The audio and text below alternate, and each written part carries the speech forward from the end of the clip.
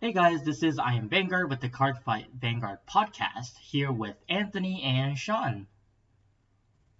Say What's hello. good? Wait, shoot my mic. Hello. We don't have domino pairs today, so it will be the three of us leading this podcast for today, which I think I'm in pretty good hands today, and you know we got some hot topics, and I'm pretty sure this is a topic that Domino would have loved to talk about because he actually faced against it on our box tournament that we had, and he was like, "Yeah, this is a really good deck." But other than that, how's everyone's updates? How's everyone's been doing? And then any updates on Vanguard as well. Uh, li- life's been pretty meh up and down lately, but for Vanguard, uh, I've been having okay times of it. I mean, I'm slowly getting my passion back for it, because recently I got to borrow someone's deck and I had it's like so much fun with it. What deck? Artis Artisaria, I think. Oh, Artisaria, the Yeah. lock deck. Yep. I had so Hmm. much fun. I mean, I mean, so because like yeah, it's on your logo. It's a lock. yeah. I mean, so yesterday I fought against Levichus with it. Mhm. Nearly, it was a stall game. Oh yeah, no, that matchup is a stalling game for sure. I know you got your passion a little bit back for premium as well, Anthony. Yes, I have. Because Yeah, I saw you the last week. I think you were sleeving up your Chaos Breaker deck. I was like, oh shoot, he's getting his Chaos Breaker out. It was about 2 weeks ago, but yeah, Yeah. I'm still missing the full power because I don't have the soul fronts yet. Hmm. I'll get them eventually. Well, you have a sponsor, so I mean, Calvin's keeping them for himself. I asked him. He said he's keeping them for Messiah. well, he can get a spare. It's okay. He has enough money. Sure. I'm pretty sure he can sponsor you. True. I mean, he just fixed the problem with his IRS thing. But yeah, Ah, he should have the money gotcha, out. gotcha, gotcha. Sean, so how have you been? And I know you just did a video today, actually. busy, busy. Just finished my college lacrosse career. Very thankful. Um, yeah, it was fun. Vanguard wise, I'm playing a lot of premium, lots of premium Mhm. because standard I really do not want to touch until uh, what's it called? You know that phrase like you either die a hero or live yourself to become the What? villain. How I feel about Bob Sagra, one of my favorite decks of all time. Now I got outpriced by it.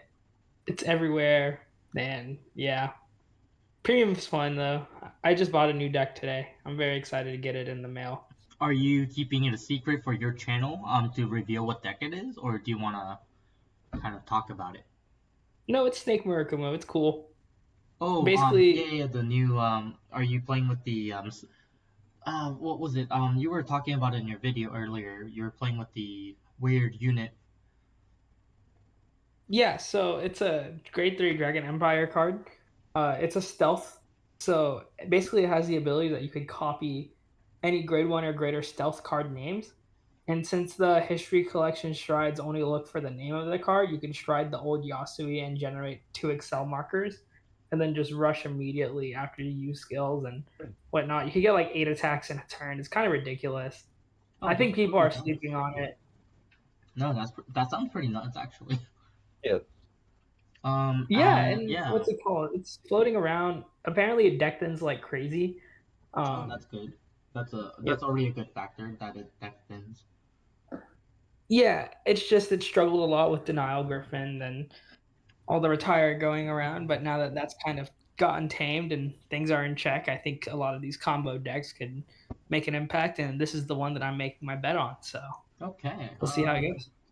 And as of for myself, I recently did a deck profile of the deck I've been actually really enjoying playing, the dog deck, the Hound Raisers. It's actually a pretty good deck. So I was actually excited to play it, and someone at the box tournament on Monday actually played it and went X1 with it as well. So it was a pretty interesting concept and how he played it. So I learned a lot from watching his game as well. So I'm probably gonna adapt it on my game. Um, I I actually played Odium for the box tournament with the new updates. I also won X1 as well. I beat Basagra playing with Odium, so you can see that I've played a lot of Boss Aggro players just to kind of counteract and see what I can do in the meta. But Odium is pretty strong in this format too, so it was a bit surprising. And as of Premium, I have been the playtest dummy for one of our guys at Locals, Zijin. He needed a playtest against a Hellard 8 player, and I happen to be enjoying Hellard 8, and I've been playing it a lot. So I have been his playtest dummy for about 2-3 weeks now. So he's actually at Worlds today. I think round 1 just started, so he should be playing as we speak today. So yeah, it's been a pretty fun set 6 or set 7 for me, because for me set 6 was a little stale. So set 7 I'm a bit excited because I get to play one underdog deck, and then Odium, because I really do enjoy Odium really well. So before we get into the main topic, we can kind of talk about things here and there, or we can kind of jump into the main topic. But I would say, before we get there, I kind of want to talk about the new reveals today. Sean, did you want to kind of share the Nebula Knights stuff? Because I actually think it's really good. Yeah, basically it's OTT, Royal Paladin, and Time Leap in 1. Each turn you kind of get to level up one of your units by 1 grade, so that you could get various effects off that. It has multiple ways to do so too, but the main grade 3 kind of acts as like a 4 attack card, and the ability to where if you discard a trigger, you can look at the top cards of your deck based on the number of Nebula Knights that you have on the field, and then stack those cards in any order. That's kind of I cool. think that's actually nuts, Yeah, personally. because if you have all 5, that means you can look at top 5, and then if there's like certain cards you want to draw, you can leave it on the top, and then you can put like the other crits or heals the bottom of it, and then that'll be your drive check. Yeah, and one of the things that I was looking at with it is the ability to extend. Just because in premium you could copy its skill with Crystal Luster, Oh my and you have god. all That's these multi crazy. attackers in Royal Paladin that I think there's some real potential there. Twin Sword, Oh, yeah, so you can use Twin horrifying. Sword to call out the other guy. You can use Crystal Luster's skill to look at top 4, because you had one Twin Sword, so obviously the other cards will be Nebula Knights except for the Twin Sword, so that's still like 4 other cards you're looking at top 4 of, and you can stack them, and it's triple drive still. So Yeah, and kind of nuts. what's it called? Even the grade 2, I was mainly looking to use it with that grade 2 promo, the one that's boosted. Mm. You could conserve your counterblast for just the one that you need for your Vanguard. That is interesting, actually. Yeah. Very cool interaction. I don't know. How about you, Anthony? What do you think? Nebula Knight's cool? Yay or nay? Me? I like from what I like read like this afternoon, like what the cards do. I like it, but like I probably won't ever touch the deck because one, Keter. I'm no longer touching Keter. I'm never touching another Keter deck. I am too broke for it. Yeah, that's valid. I mean, I sold off my only Keter deck like last year. So the main boss unit is called Sparkling Nebula Night Lord. Sirius. Serious? Yeah. Why so Yeah, serious, right? yeah, I'm pretty sure Sirius is actually a real star. I remember correctly. Yeah, I like the concept. I think this was a manga card, I believe.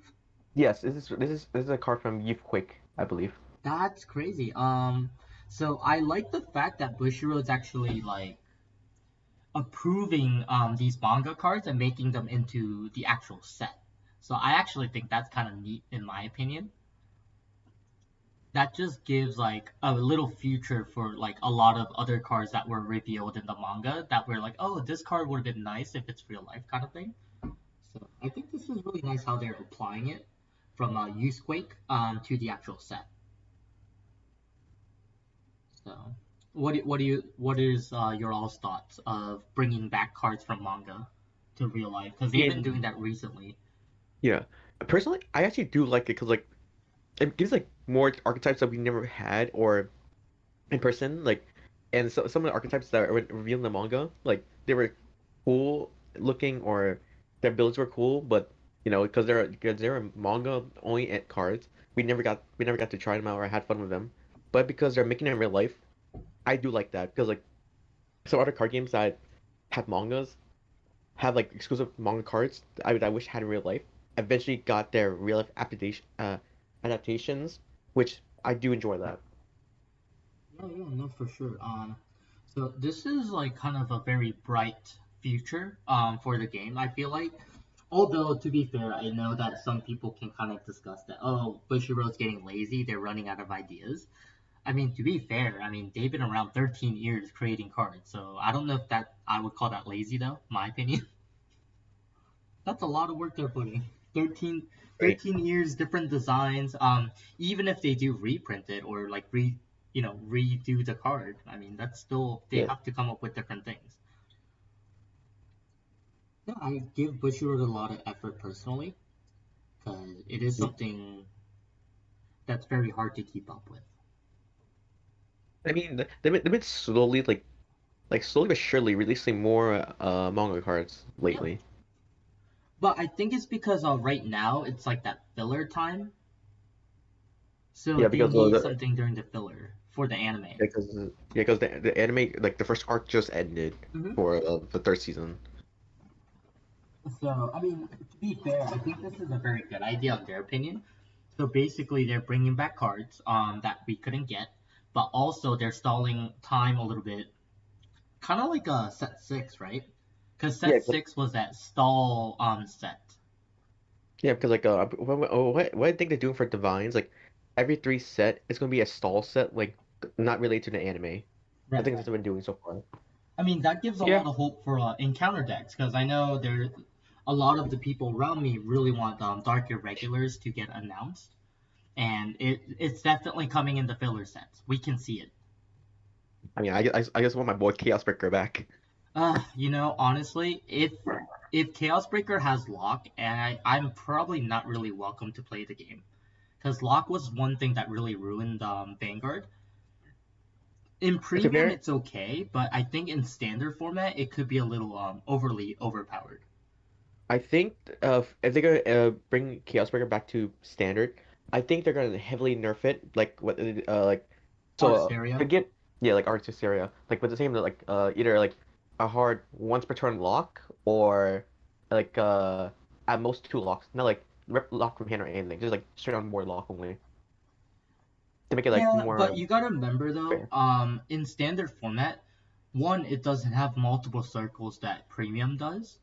But True. it's a there's a lot of three attack decks, so that Yeah. kind of kills a Right. lot of the three attack decks from my opinion, which is not really healthy at the moment, and that's why Chaos Breaker was very strong, when it first came out, because Vanguard was very A three attack yeah deck game.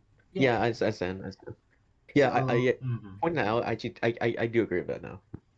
yeah, but I think that's my only thing with Chaos Breaker. I really like Chaos Breaker's art, but I think I'm more worried that it will kill the game is my biggest concern. So that's why if they are gonna do Chaos Breaker, they have to design it very carefully, where it doesn't kill standard completely. Because it seems right now, and this is a topic that I wanted to kind of bring out later on, but we can kind of talk about it here. I Um, mean, oh, what I would say is my concern is that I have a feeling that Bushiroad's trying to go to a direction to maybe potentially not have standard as a very popular format. As in, like, they're You trying mean to. wait, Yeah. really? I feel like, because they're not supporting the premium format as much, is how I feel like. Oh, you said So, standard. no, I no, was a not little standard, not confused. standard. yeah, So, like it would be I, surprising if they do something really, really broken to break the standard format. I, I mean, Mhm. I doubt they would do that because they actually want to keep this format going because they Correct. have like what about like nine more seasons of this Hmm. current era. Uh, I I think they generally would be very careful about what they would do to bring in like any old counterparts with a very scary ability. So my only guess is back row luck only. That's my only guess because that's what they did during VE. Mhm. So nine Yeah, or sets. the Messiah Mhm. will like retire. Yeah, That's not bad either. that's Right. not yeah. So I think they might have to design it carefully if it does come out. So, and then like I said, is they probably don't want to have people quit standard because that's like their main push right now in Vanguard at least. And Yeah, Vanguard because does really well in the States versus Japan. But even in Japan, like it's not like a game that's like completely nerfed down in ranking. So I wouldn't think Bushy would do something dumb to kill standard completely. So I even if they mean, do Chaos Breaker, they'll probably design it carefully, is my guess. yeah, because like I remember correctly, in Japan, Vanguard should be like I think the seventh most popular game. Hmm. I believe in States it's one of the best. Well, it's up there. It's not the most top earning game. I'm pretty sure in Thailand, Yeah, it's definitely in the top ranking. So like in Thailand, it's like very popular in Thailand and the Philippines, or like what you said. yeah, and actually that's one of the reasons why. Make sure you guys check out Blue 52 Cafe in the Philippines because Vanguard's popular and the owners support Vanguard. I actually I'm glad played you a picked up the hint. locals in the Philippines. Really? Fun fact. Yeah, like while we're on the topic, the players there are so dedicated. Mm-hmm. I went 0-3. Like Yeah, I got Shanisa. exposed. Yeah, I know. You got exposed there. Damn. Yeah, it's really cool because the shops there, like they get English and Japanese, most of them, Yeah, and Mhm. so they can play both Vanguard. formats if they want. Yeah. Yeah, and what's it called? They some of the tournaments get so big because these shops are like tiny that Mhm. they host the tournaments inside like restaurants and uh cafes. While we're on the subject, Mm-hmm. and random spots in the mall, Mm. just because just to meet the demand.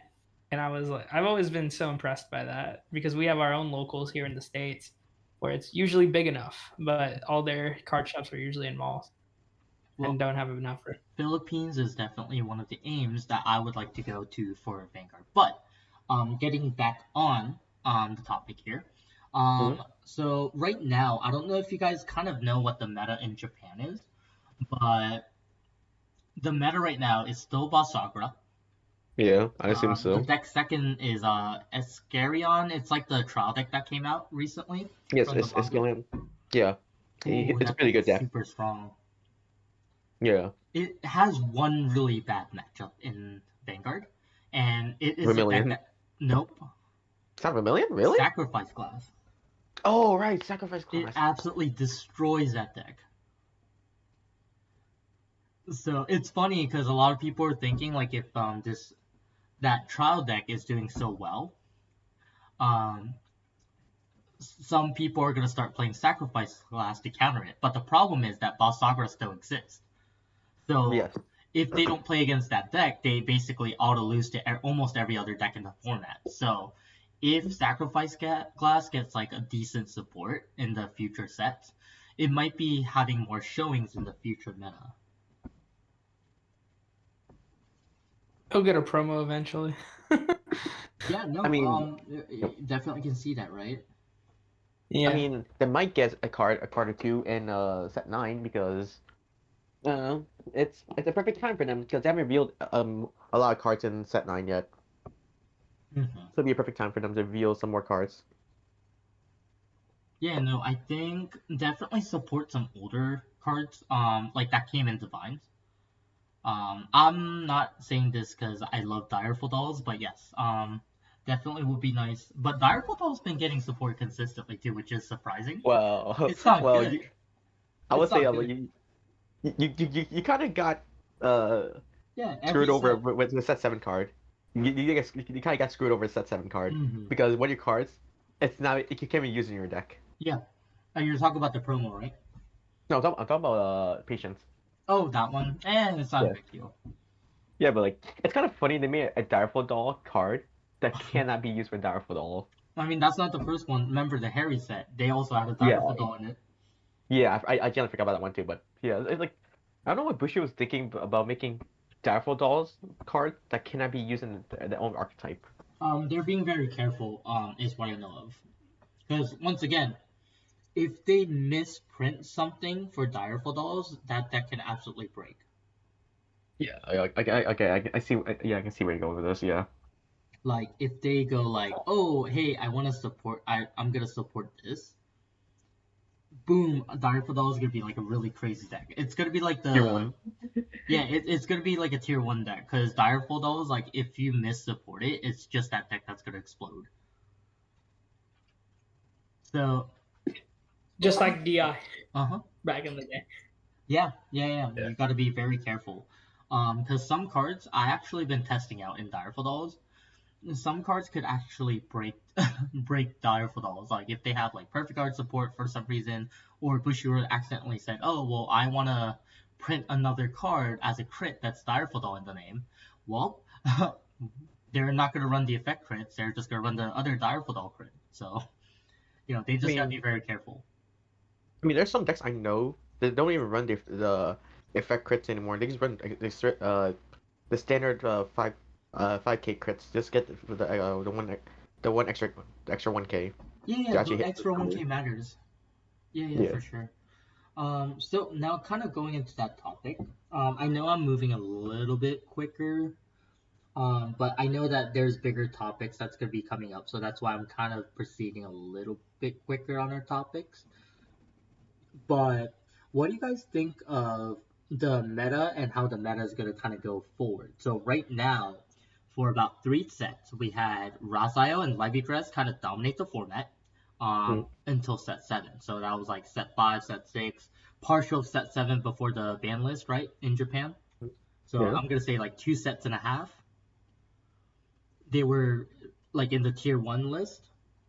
But now that Raziel and Levi got hit, and then Bavs is still like the best deck in the format, and Youthberg is a deck that's like very high competitive as well. How do you guys think the meta will shift for upcoming tournaments? Personally, I think so when what I from what I follow a little people the people around here like some Mm-hmm. of them actually been trying to do the current GP ban list with the current restriction with Bob and Levi and Raziel. Uh, from my experience, from my experience facing them, those decks still can like push out results if they hit other pieces uh or their opponents or uses break. But yeah, even though like their consistency is it's a little bit more down than when before, they can still hit those crazy combos they can do as before, but not strong. How about Because you? Yeah. Keep going. like I was like even like Veil Lord at 1 is still terrifying. I'm just glad the dog is gone at least. Everyone and their grudge with the dog. Look, the dog has done things to me. And I do not want to say because this channel is family friendly, so I'll keep my opinion to myself. It's not family friendly, but yeah, I mean, we will not explode and complain about the dog the whole podcast because I'm pretty sure we can have a session where we just say, "Hey guys, what do you think of Saragon?" and we can probably talk about an hour or two complaining how much that card is broken. Yeah, Just about I would pop off. Sean, what do you think of the question I asked? I think the meta is going to stay the same. To be honest with you Do you guys, think like I don't. Levi and Razaya will still be meta relevant? Yeah, I mean both decks have enough pieces as a whole to adapt and adjust. That's what good decks do. Um, Yeah. like what's it called? Levy Dress really didn't get touched in my opinion. Yeah, losing that No, grade three yeah, was It did 100%. nothing. It's like it's already run as a 2 of already. Well, it's okay. yeah, They just like gave Levy Dress more space to run other things. Yeah. yeah, it's like a slap on a wrist, like if you ask me. It's like Jewel Knights when Vanguard and Swordme got restricted to me. Like that's how that gets fixed. Yeah. But No, Raziel has enough cards to replace Saragon with. I mean, it's the main character deck. It's gonna get something broken by set 10 or whatever. And Boss Sagra is gonna Boss Sagra. I still think even with Valor at one, that deck's still really good. Nothing's gonna change. I just think they either need to make something better or have like the English Bushrod ban list for premium. Yeah. So I don't know if you guys been kind of keeping up with the tournament results on Freedom Duo and stuff like that, but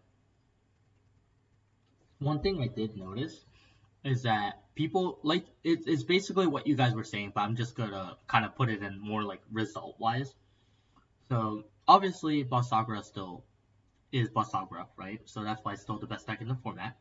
The only thing that really changed is the Escarion deck on the Blast token deck is now jumping into the meta, and then Bat is still like the most relevant deck in the format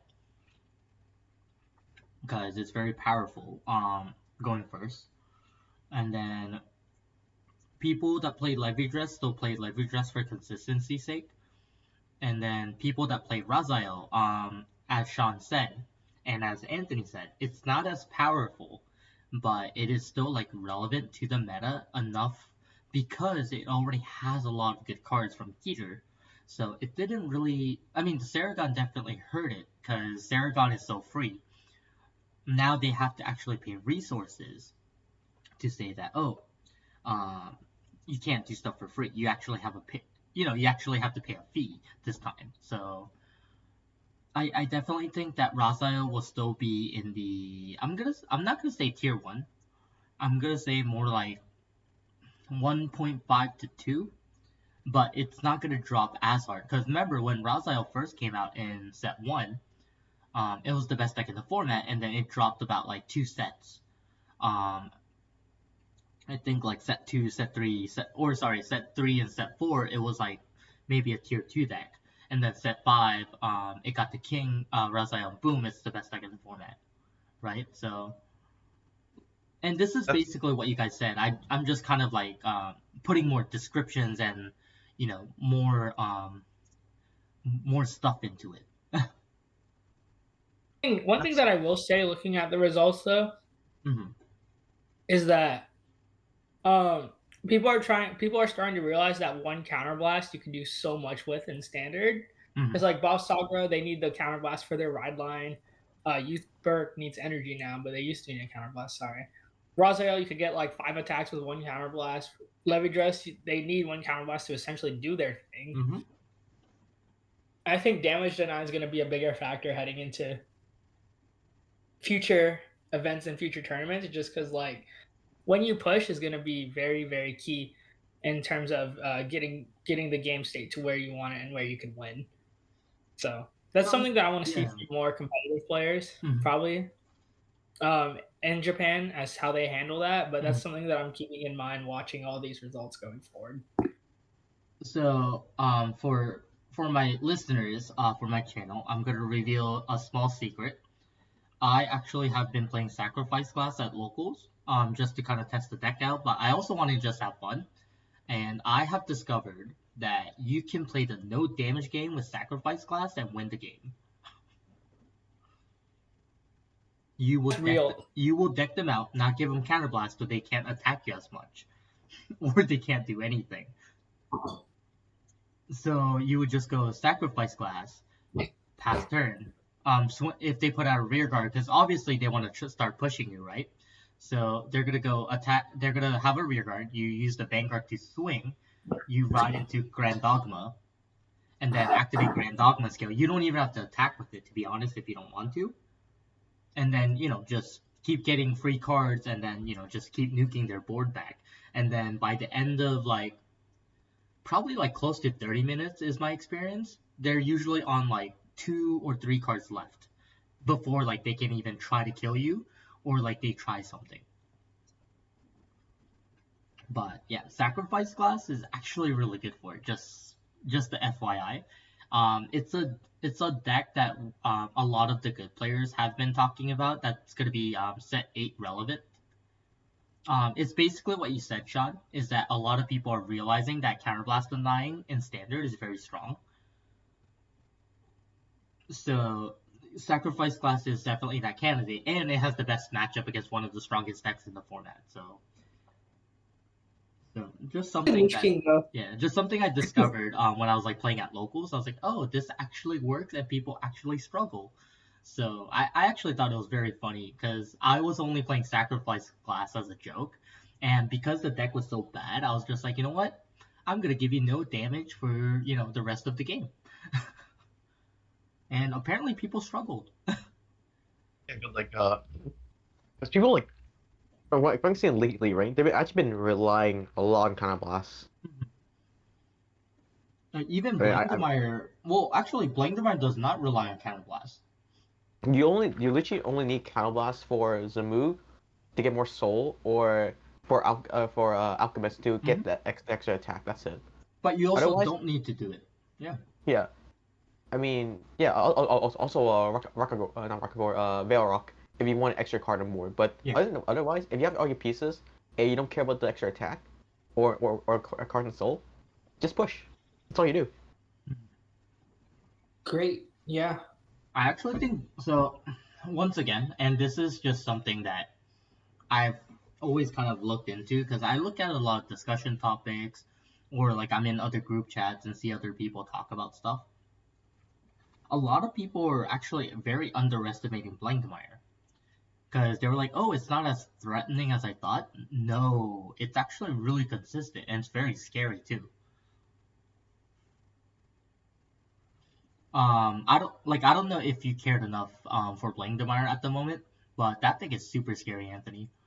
It's a really good deck.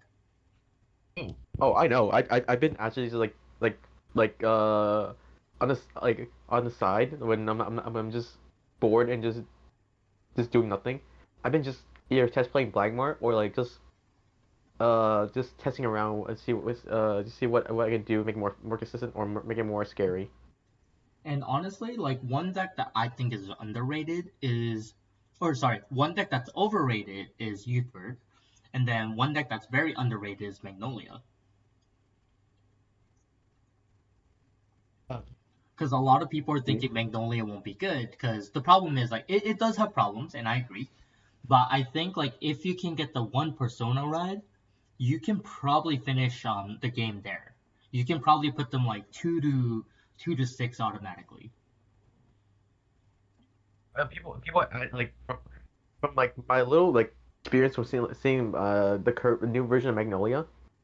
People are actually sleeping on it by just saying it's bad. It just like because I've seen what I can do, and it frankly it terrifies me.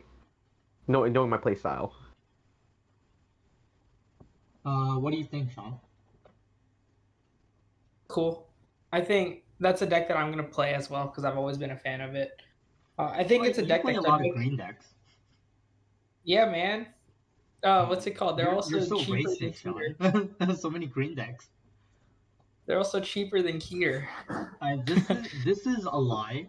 Ever since Library Dress was a thing, Stokia actually went up in price. At least with Stoicheia, I have the cards already. Hmm. No, but I'm not racist, David. I just play whatever. Bro. Wait, though technically you want to shoot your shot. Technically, Geeter is actually the most racist clan in Hmm. lore. Hmm. In lore, Real, Geeter is the most racist clan. real, This is and facts. and it and it price discriminates us with one card. Exactly, exactly. We But all know what that card is. Comment, hmm. subscribe, Yeah. Bella. So I would say I'm really looking Yeah. forward to the new set. But what I'm really looking forward to is Fighters Collection. Yeah. Oh, Ace festival, units. yeah. Or sorry, not Yeah. Fighters Collection. Festival Collection. Sorry. Yeah, we haven't had a fighter collection in years, David. Yeah, sorry. I'm still a little old school, so I consider everything a Fighters Collection. Don't worry, I sometimes call it fighters collection, but and I have to correct myself. But don't worry. Yeah, no, I'm really looking forward to it because, see, other than like regular sets, my thing with Festival Collection, well, obviously because Alfred's in the set, but that's not the main reason why I'm excited. I'm really excited because they do a lot of good reprints in Festival Collection. Yeah, so Yeah, that's my main reason. Because like, if I ever want to buy a festival, I don't care about the new cards most of the time. I just want the reprints. yeah. I mean, not just that, but like, well, these are reprints too, technically, but the donations. Remember how Yes, ridiculous they are right now, and then they just tanked as soon as the announcement was out. yes, cause like some of these dual nations were very pricey. Like for example, the Dragon Empire and Darkseid. Like what like before the reprint were announced, they were going for like almost $80 a pop. Yeah, no, that card was absolutely bonkers. Yeah, no, this reprint was it's needed. 100%. Um, so that's one of the reasons why I'm very excited for Festival Collection, is because of the fact that it supports a lot of players, and I'm a huge fan of those kind of sets where it supports like the players where they don't have to buy expensive cards. Like if it drops the value of the card, I'm all for it. Yeah, cause like for example, Cindy, like Cindy's used to be like what a $3 card. Then when Saga was announced, it Man, I shot to gave those 30. away. I gave those Yeah, away for free. same. I gave all the I gave like over 12 to like one person like 'cause they needed it. I was like, okay, you have them. Uh, they were $3. I didn't care. So when they shot to 30, I was like, I cry. Yeah, I should have bought them when they were 3. Yeah. Yeah, card's expensive. Yeah, so I always Think say, um, I mean, I'm not a fan of hoarding stuff, obviously, because I'm one of those people that Yeah. likes to just rotate my stuff quickly. But if you really like a clan, if you really like a nation, hold on to it no matter what. Yeah. I mean, I usually just give out things if people need them. Of course, and I mean that's good that we are all helping our communities. But Yeah. I kind of want to jump into the main topic today. Now that Yes. we're kind of talking about the meta, and we had some Saragon hates here and there, so I think this is a very good I topic. take nothing back. Stop Sargon hate. No, I agree with you guys. Honestly, I think we should change the main topic to is Saragon healthy for the meta? But at this point, but no, Emphasis so on gone. yeah, I mean, honestly, I personally think Saragon. I use it right because I have no options but to use it in a Keter deck. But um, yeah, no, Saragon's a really good card. But yeah, let's hop onto our main topic. Is Bob Sagra healthy for standard? So that is our main topic today, and that's just something that we were kind of slowly talking about, little here and there. But I think like now we can kind of go in and talk about this topic. Yeah. So before we get started on this topic, have you guys actually played against Boss Sakura? Or have you used Boss Sakura? Fought against? Yeah. Yes. Used? David, I don't have the money for that. No, that's fair. But what's your opinion when you played against it? Like, was it that Let's see. devastating? I fought both versions of the deck now. Pre ban list and post ban list. Hmm. Pre ban list, I see why the ban list happened. Like why Right, they right. need Velo need to be a one because for one of our fellow card players, Alice, Mm. she fought me using She. pre ban list, which Uh-huh. is which oh that she terrified me because like Yep. at one moment I had enough cards in my hand to survive. Next thing I know, I got absolutely steamrolled because I could not deal with those big numbers, especially with the deck having multi attack now. Right, I right, was right. I mean also shit Jack Veda, so I was like, oh, I'm dead. How about Yeah. you, Sean? Did you play against Boss Sakura yet? I haven't played against it, but it's one of those decks that everybody has on YouTube. So I've watched enough film on it, and I can tell you that deck's impressive as all heck. I Yeah. used to play Bob Sagra. I got outpriced by it, and I'm really sad because Mirai is probably my favorite overdress character. A lot of people Mirai like best Mirai. Mirai's best girl. Mirai's a very popular character, is what I realized. Yeah, and like I Overdress best girl.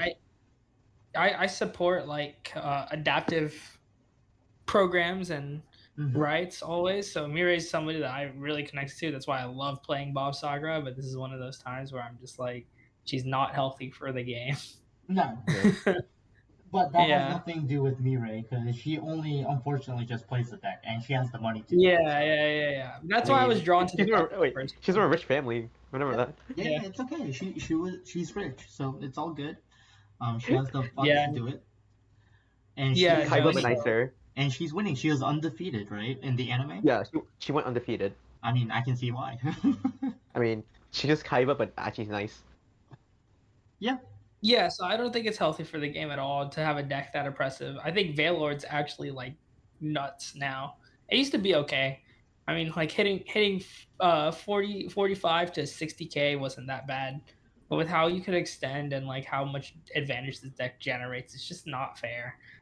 Um, I'm usually in the boat of if it's too good, learn how to play against it and beat it. yeah. But like this is one of those times where I'm even just like I don't know what to do. Yeah. So I'll be very honest with you guys. I have not really paid attention to Valve Sakura, even though I knew it was gonna be the best deck in the format. I've only recently played against it when the set came out last week. You guys already know, but Chris, a buddy, I guess, is my future teammate, for BSF. He picked up Valve Sakura because he had the deck, just like you guys, in the older Overdress when it first came out. And he played. I think we played about 3 hours. I think that was a live video that I made on my channel. We were just playing straight like boss Sakura matchups. So it took me a little bit to understand like what I was doing wrong against it or like what I need to do against it. But yeah, no, that deck is really good. If I see some potential though on potentially having an upper hand against that matchup though, you want to try to force a lot of damage in early game. Because that's the only opportunity that you guys have to actually push the deck is how I felt like. But I also don't know if this is true because this is only with my experimental playtesting I've had with Chris and also at the box tournament when I played against the other Boss Sakura player on Saturday or on Monday. But my Yeah. experience was I just bomb rushed them and they were like, I'm at 4 damage. And then you I just need to mean, push them enough, is what I've seen. So, yeah, cause like the first time I fought Basara was actually against Chris. Cause like we were just chilling. I didn't have a deck on me, so he just gave me his other deck to play against. mhm. The deck like Basara was doing a lot to me. The only reason I won that match because I hit my OT Of on the course turn you I will. needed to. Of course you will. Hey, hey, it's not my fault. I do well with Alma Jester. Of course you did. I mean, I think rushing's good against any good deck just because of how Vanguard is as a game. But it's just like if people are going to tell you against any good deck in Vanguard, just rush it, which works into 9 out of 10 things. And if it works out, it works out. If it doesn't, it doesn't. Yeah. So Yeah, so I think against Balsagra, that's the best solution that I can think of at the moment. Or if they announce a better card, you play that against Balsagra. So, yeah.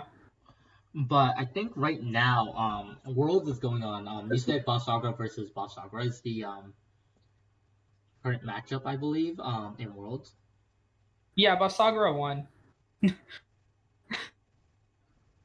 That sounds like Oh, usual. by the way, so just a live, I know this is a podcast, but kind of live. One of our guys, Zijin, is 1-0 right now, so he won his first game so far. So good luck to him. Yep. While we're on the world's topic, the deck breakdown is actually 52% of players are playing Bob Sagra. Why am I not surprised? Honestly, I am a 20, bit surprised. I actually Um, thought it would be more. 20% are playing Brantgate Bat. Oh yeah, for sure. Okay, yeah, that makes sense. Yeah. 12% are playing Raziel. Yep, Raza is a good choice. 11% are playing Levidrus. Yep, that's also a good choice. And then 20% is other. Yep. which is And then people in that are round playing like two, one of. Yep. it was Bavsagra versus Prison, and everybody got so hyped for not seeing Bavsagra, only for Bavsagra to hit 2 crits while the opponent was at grade 2 and win the game. Yeah. No. Yeah. I mean, there isn't really much you can do at that point, right? Yeah. Nope. So yeah. So far that's the update. So that's kind of like my overall thoughts of the whole Bob Sakura meta. That I think there isn't really much we can really do, unfortunately, unless like Bushiroad really purely takes care of the meta. And I'm actually looking into one of the games on Twitch, hosted by Bushiroad. What's it's a premium matchup. I think it's Neo Nectars versus Kakeros. Narukami, Or Narukami. actually. Oh, actually, thanks for the Yes, sir. update. Yes, Narukami. So Narukami is actually a fantastic choice in the meta now that every good deck is filtered out, my opinion, for premium. Neo Nectar is a strong candidate, but at the same time, like they only have one Katrina, so I don't know how far that would take them. So, but yeah, I mean that's just my overall thoughts on that. But speaking of that topic, um, what do you guys estimate for worlds? Do you guys want to do like a top 8 or like the top 2 decks at least, or maybe top 4 just to make it spicy? Yeah, or Yeah. let's go around. Let's go around, and I think that'd be a fun one. Yeah, we'll do a top 4 just so we have more varieties there. Yeah. Yeah. Anthony, you want to go first? Hmm? Hey, what? Sorry, I was looking at, I was reading a text. What happened? What's your world's top 4? Oh, sorry. uh, I personally, well, I'm assuming it's probably gonna be Pasagura. One of them's gonna be Pasagura, definitely. I mean, we'll do standard and premium. So go ahead and do your Okay. standard list and premium list. Standard is gonna be Pasagura, probably Levy, Raziel because World is not playing the JP ban list, right? Yeah. No, sir. Yeah. Yeah. So yeah, Levy, Raziel, and I want to say Odium personally, but I think Really? that's Hmm. because because Odium can sometimes win Yeah. against The three Levy decks and that you mentioned. Raziel. Yeah, yeah, yeah. Yeah, For there are sure. times they can beat them. Yep. For premium, I got nothing. Okay. You want to go, Sean, or do you want me to go first? You could go last, David, so Okay. that way you could critique ours. Okay. I'll judge you guys secretly. Yeah, you could judge us Okay. on your show. Okay. Okay. I'm already getting judged for not knowing premium. It's okay. We don't judge It's you for okay. that. You don't play it. Yeah. Standard, I'm going 3 Bavs and then 1 assorted. That assorted's gonna be, yeah. Just because somebody's gonna raise the price of some deck today, and whether that be in standard or be in premium, somebody's gonna make their deck very expensive. So Okay. leave that Assorted. one flex spot. Okay. You respect the take? Yeah. No. Why don't you go ahead and do your premium, and then I'll just give you my list, and then we can kind of talk about it. And then in premium, I'll go Night Rose, taking it all. I think that deck's really freaking good. I'm gonna go Spike Brothers second. Just I put Night Rose above Spike Brothers, just because I think that Night Rose has more versatile game plans to whatever scenario you give it to. Then third, I'm going Victor. I think Victor is best deck, but I think players know how to play against it if you've played against enough. And then fourth, I'm gonna go. Yeah, that'll be my sorted pick. Okay. You have 2 assorteds on both formats. Okay. Yeah. Okay. I will go. I will start with standard. Because I think standard is kind of obvious. I'm gonna go with 2 Boss Sakras, 1 Levy Dress, and at least a Raziel. Because Raziel can get really sacky. And That's if a Raziel is in the top 4, that person had a great day. And I am hoping that one person will be Crow, because he's actually playing in Worlds as well. So I'm hoping Crow is the one Raziel that had a great day. I think Crow's playing premium actually. Oh, is he? Okay, never mind.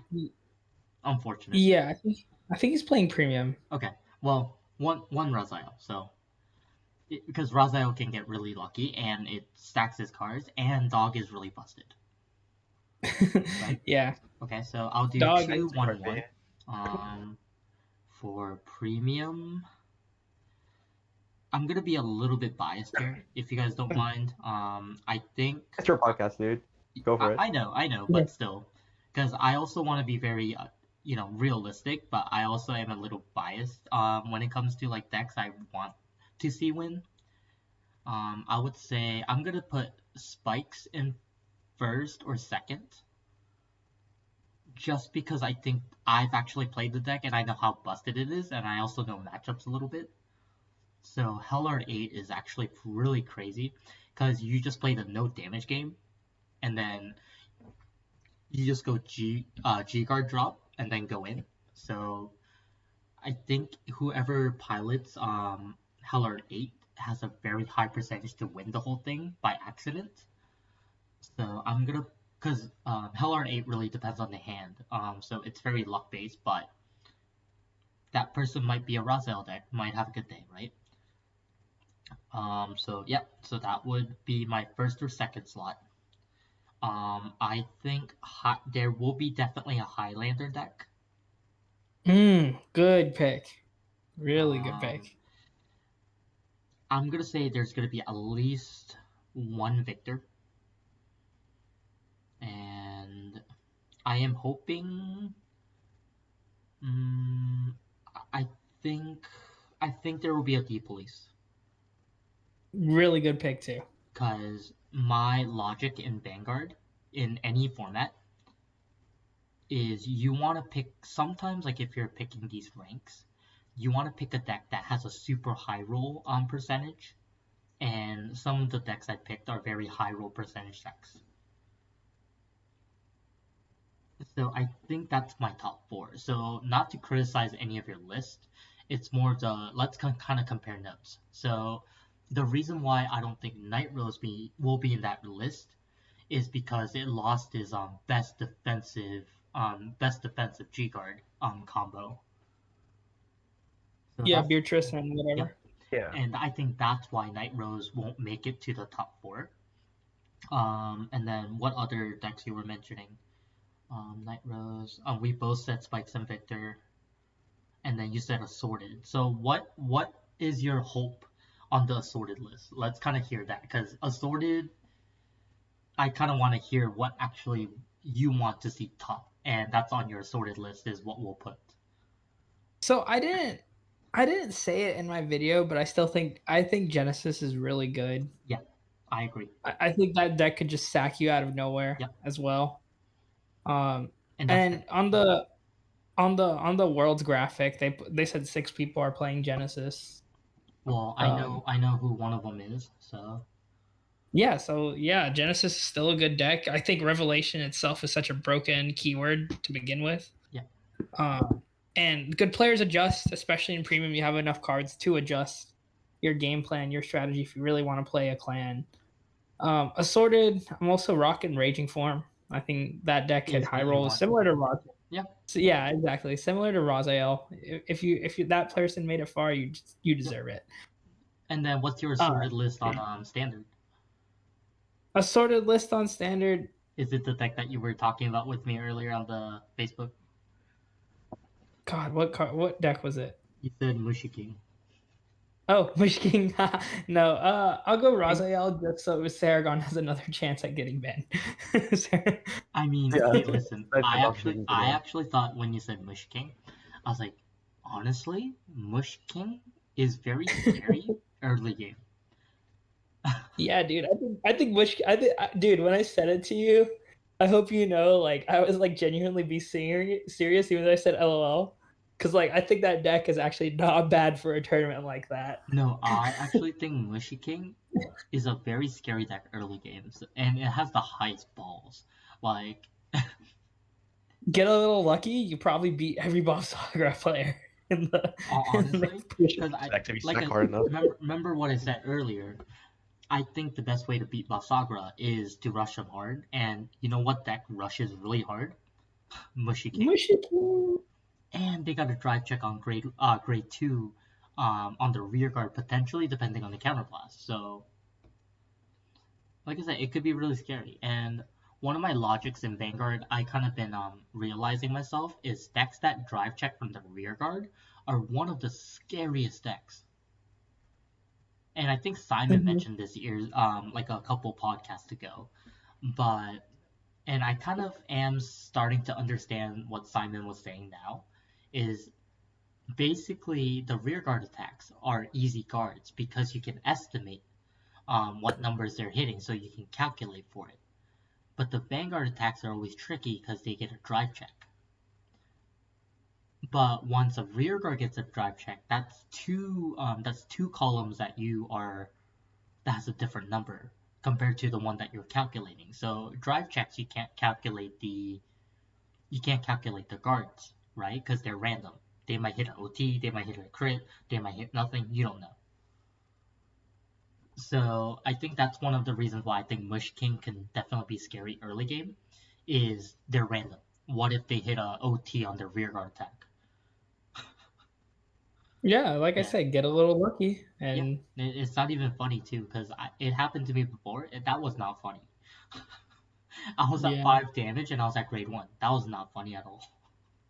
Hey, We were what both do we? able What did to I get tell stacked. you? You know ball, David. You know ball Yeah. because you're talking about. Yeah. So yeah. So I think that's a pretty good list. And I know Anthony said he had nothing for premium, but I I mean, think my only hope is at least one chaos breaker topping, so I can actually look at the deck list and get get one. another good reference on my own deck list. That's true Real. actually. Yeah. No, And oh, that's speaking of mhm. Genesis, I'm pretty sure they still have an FTK. Yeah. Yeah. That didn't get hit. That didn't get hit at all. Yeah, because I remember Peter showing me the FTK. Ah, you revealed the name of the person that's playing Genesis. What's it called? Wait, he's playing just no, he's playing something else. Oh, is he? He was telling me he was gonna play Genesis or something else. So I guess he's playing to something else. Okay, if he is playing Genesis, I am sorry. I'll, I'll take the It, punishment it's okay. later. This video is not gonna be out until later, and they're too focused to listen to this right now because the tournament just started. Alright, if it's releasing later, I'm fine. I'm not gonna get cooked. Yeah, because I have to edit the video anyway, so don't worry. But yeah, I think overall that's a pretty good wrap up here. That we kind of gave our opinions, our time on Worlds. Um, what do you guys overall think of the topic that we talked about? So overall results: is Bavs healthy for standard? No. That's all I gotta say. Yeah, no, no. I'm saying no, just no. So so if I say no, I do have a reason for no. Is even when the deck got hit, it's so good that I think that's definitely a no. This is probably worse than the Shoujo Doji meta, because that was a meta I did not also like, because it was either you play Shoujo Doji or you lose type of meta, so I did not really enjoy that. And I feel like that the Buff Sagra meta is very similar to it, but it's a lot worse. So I definitely think that's my reason for the no. Is supporting old decks a bad thing? No, I think supporting old decks is a good thing, but I think that Bushiroad really needs to consider how they support their stuff, because I think Buff Sagra was a little bit more too powerful than what they were thinking it'll do. So yeah, that's pretty Yeah. much my thoughts on it. So do you guys want to do some shoutouts today? Because it's been a while since I posted a podcast. So I think this will be kind of fresh. How about we go with Sean? Shouts to David. Thanks for having me on today. Shouts to Anthony. Always fun to talk cards with these guys. Love it. It's the biggest blessing, especially with the world's going on. It's kind of exciting just because we could kind of talk about this in real time, um, and see what's really going on. You can find me Winning Image, and yeah, Anthony, go ahead. I mean, let's see. Oh, shout out to you two for being here and talking about our usual stuff. Shout out to our friends who are in Worlds right now. I hope they do well. Mention their names if you want. Uh, Starling, Siobhan, and Peter. Rudy too. Oh, wait, Rudy's? I didn't know Yeah, Rudy won. Rudy was like third place with spikes. Oh, good luck, Rudy. I actually didn't know he was actually going. Rudy's gonna listen to this like, man, you didn't mention me. Sorry, Rudy. I didn't know I was actually going.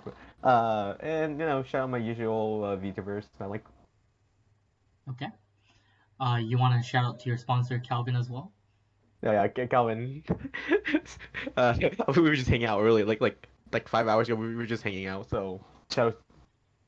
He gets a shout out too, I guess. All right, so my go. Since we don't have our usual shoutouts today, so I will have to go through all the list today, unfortunately. Okay. Oh, whoops. Oh, 3, 2, 1, let's go. So shout out to Curio Caverns, located in Virginia. We have 2 locations in Curio Caverns. One's in Springfield, which is Wednesday, 7 p.m. We have one in Centerville in Virginia, that starts at 7 p.m. Also, shout out to Boba Hero, which is one of my main locals I go to on Mondays, at 7 p.m. as well. They have an upcoming deluxe tournament. It's a teams tournament on May 30th. You guys are welcome to sign up if you'd like, but it is in Boba Hero and it is Saturday, 1 p.m. as well. Let's see. And also shout outs to Sean and Anthony. That kind of helped me last minute because I kind of decided to do this podcast 4 hours ago. And I just like, hey, you guys want to join? They're like, yeah, sure, I'm free. And then Anthony always, one of my biggest persons that always helps me out, like no matter what, is Anthony, because I have called Anthony whenever like I needed a flex spot in the podcast. So I really appreciate Anthony for hopping on anytime that I ask him. I'll definitely owe him some boba tea and some maybe Iamvanguard sponsorship in the future. Let's see. It's worth it. Yeah. And then shout outs to Superstar Gaming, located in Parksville.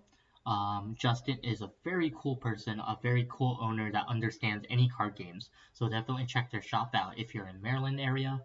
Shout outs to Greedy Goblin. They have amazing players. There are a lot of good veterans there, so stop by and play some games on Saturday, 1 p.m. And then shout outs to my sponsors. I'll do JP Curtain calls. Make sure you use my code lowercase AMVG to get discounts on singles, dice, and splits. And you guys probably saw the video, but those dices are fantastic to use. They're very nice.